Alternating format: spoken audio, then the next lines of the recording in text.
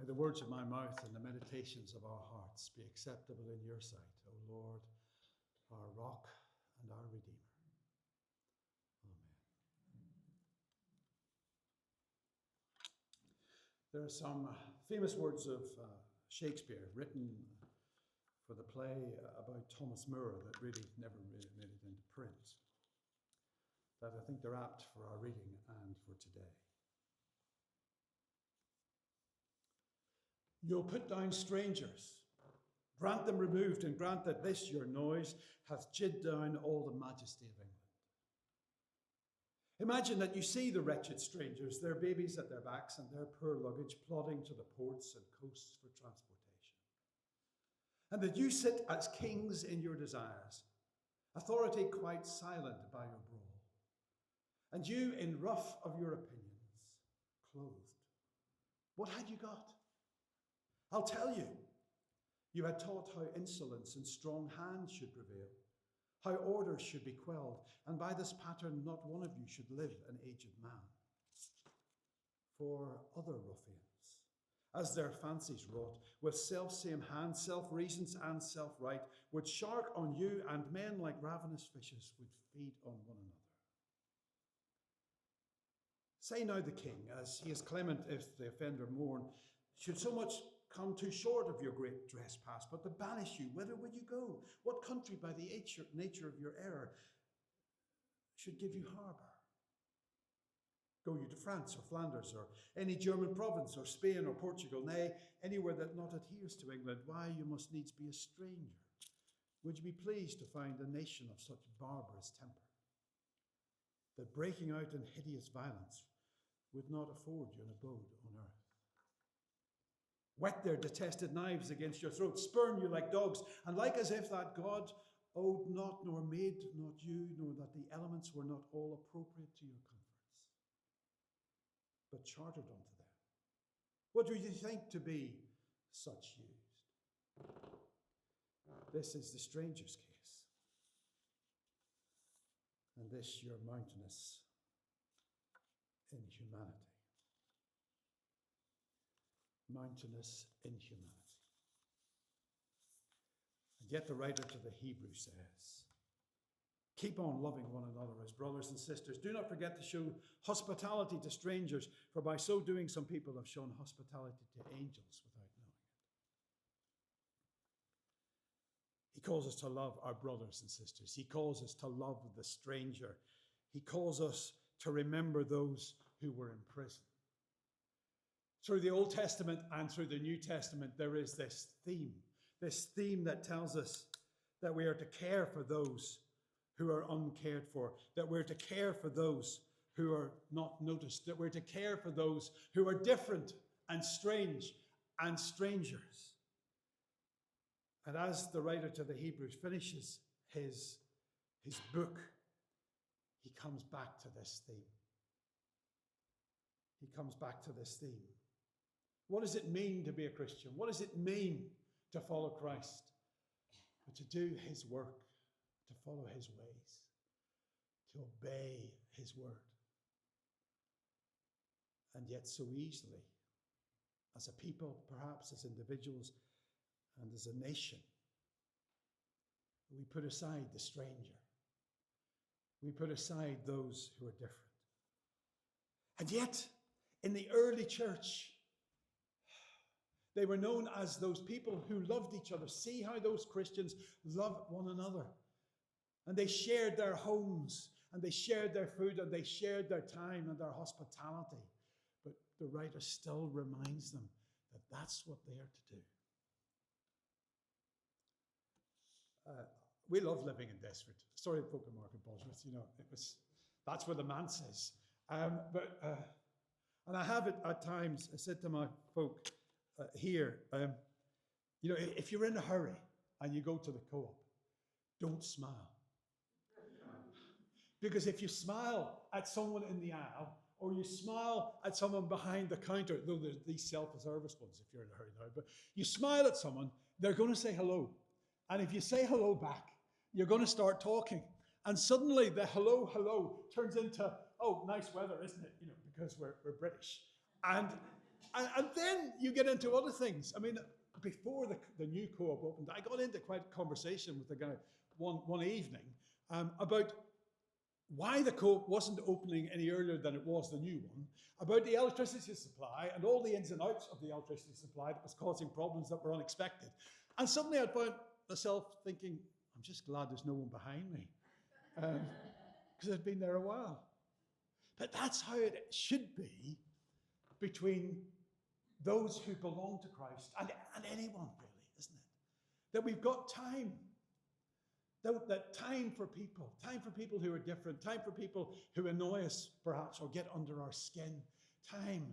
The time that we don't have, that is more precious than ever. It's not just about giving stuff, is it? It's about having time.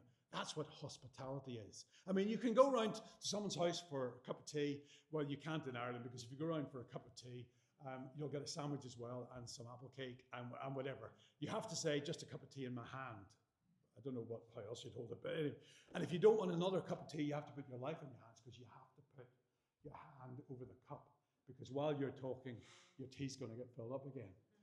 But if you go round and people sort of put you in the corner and ignore you, that's not hospitality, is it? It's when someone spends time with you. It's when someone takes the time to listen and to understand. That's hospitality. And that's what the author is calling us to. And he's calling us to do that with strangers.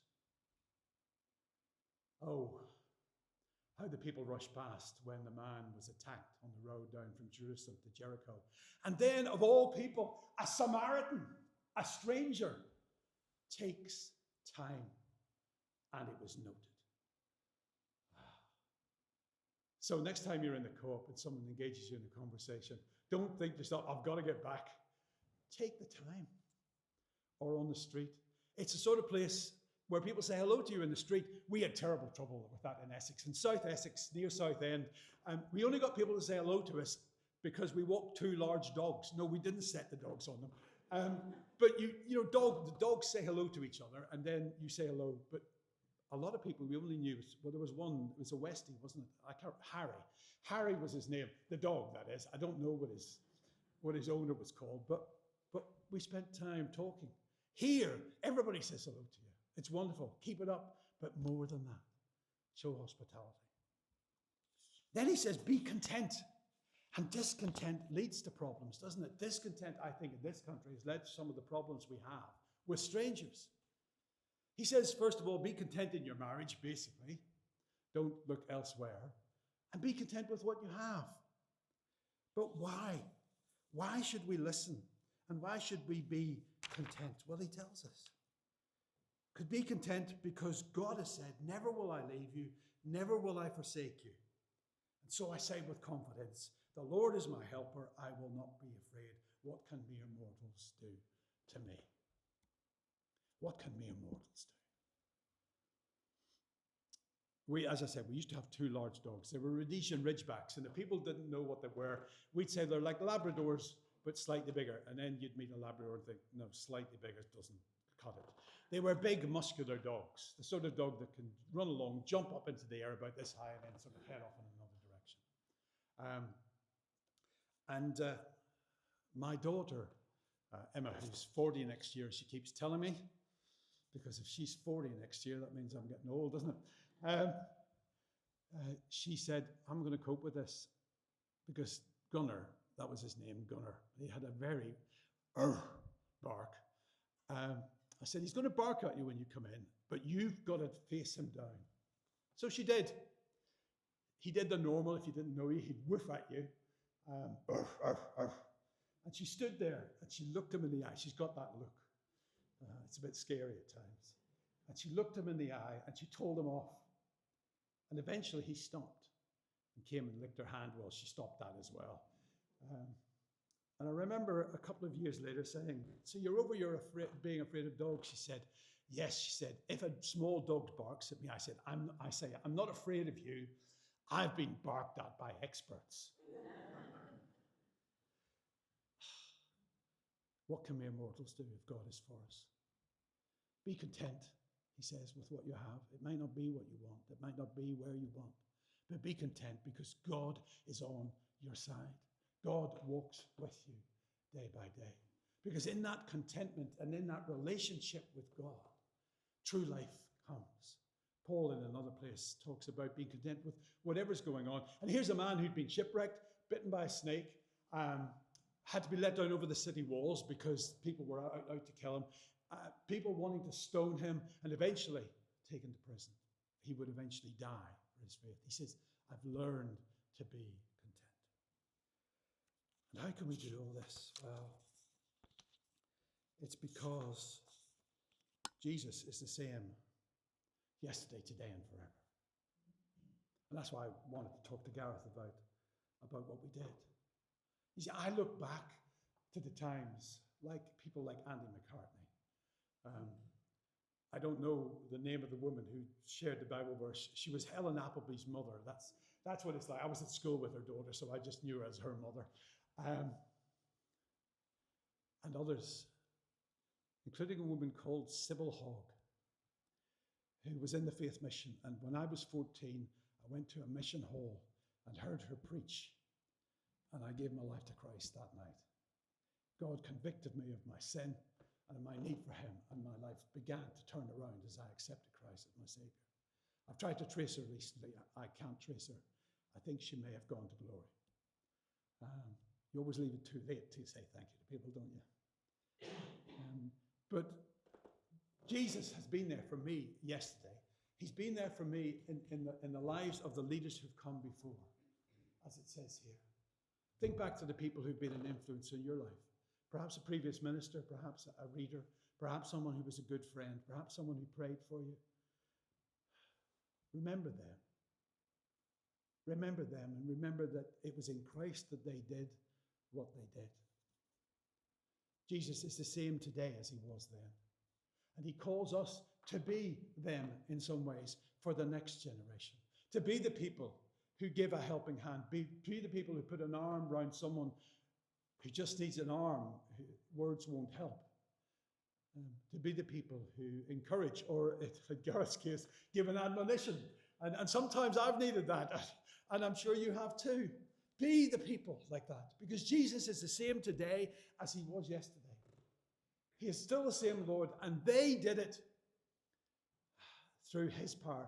As someone reminded me this morning, and thank you for that. You know who you are. Because she could tell I was nervous about today. Yeah, I was. More nervous than normal, and that's saying something. Be the encouragement. And lift people up. You may never know what it means. You may never hear. You may never understand what you did. Perhaps one day you will, as you stand before the throne. The same yesterday, today, and forever.